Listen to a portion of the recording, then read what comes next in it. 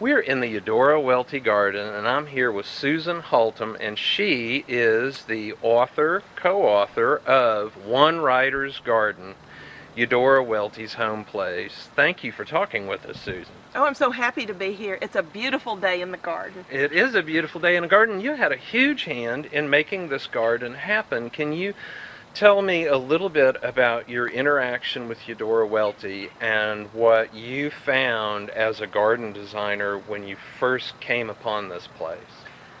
In 1994, I was working in exhibit design at our State Historical Museum, and the director came to me and said, Eudora Welty, our good friend and patroness, I suppose, because she had endowed her papers, all her papers, to the archives, and was in a life estate situation with archives regarding the house, that she was having some problems, and they wanted me to come over and just see what the problems were.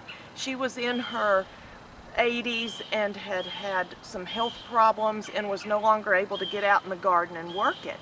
She'd lost her yard man of over 40 years, and the flower beds that her mother had so lovingly planted had gone to disarray. And someone, a neighbor, whom I will not name right now, but I do in the book, a neighbor had complained to the newspaper. So of course Archives and History wanted to help her and see what could be done. And they knew that I liked being outside as opposed to inside doing interior work.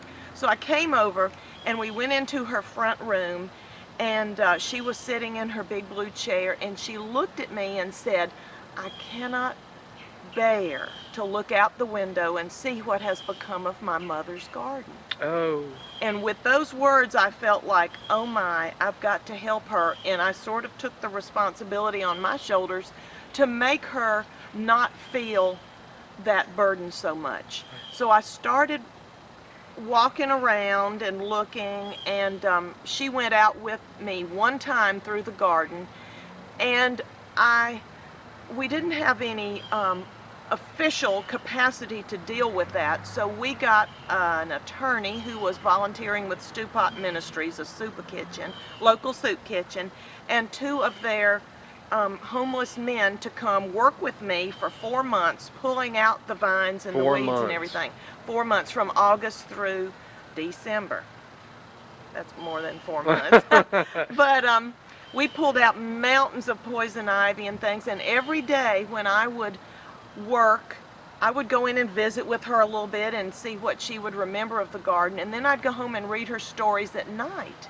And so I began to see that what I was uncovering in the garden here was in her stories.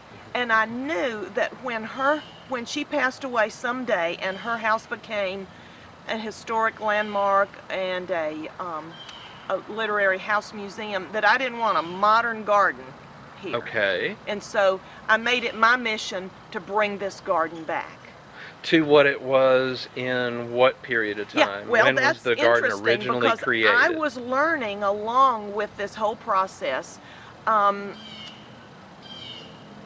did a research paper, which is called a Cultural Landscape Report, based on the standards put out by the federal government, so that when we had public to come here to the Welty house in the future, it would be accurately done. And Eudora said one thing to me that sort of ruled everything. She said, don't make this garden something it wasn't. And so I didn't want to gussy it up. I couldn't make it something it wasn't. And so I did the research which pointed to the exact period at which her mother, Chestina's garden, was at its peak.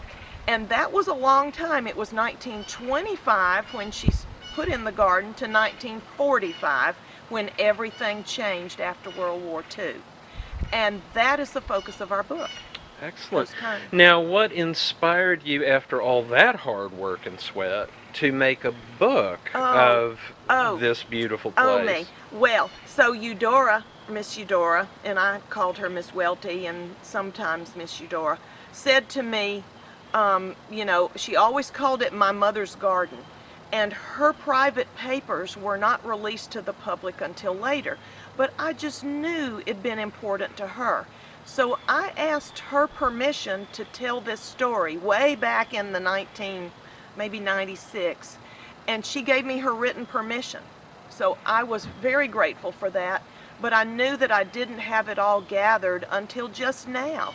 It was such a long walk, a long journey, and it's been blessed all along the way with just the right support from the right people, including my co-author, Jane. Excellent. Great. Uh-huh. Well, thanks for talking with us, Susan. I think this is going to be a big day here in the garden, and we've been talking with Susan Haltom, author of One Writer's Garden, Eudora Welty's Home Place, and we're here at the Eudora Welty House and Gardens. Thank you, Susan.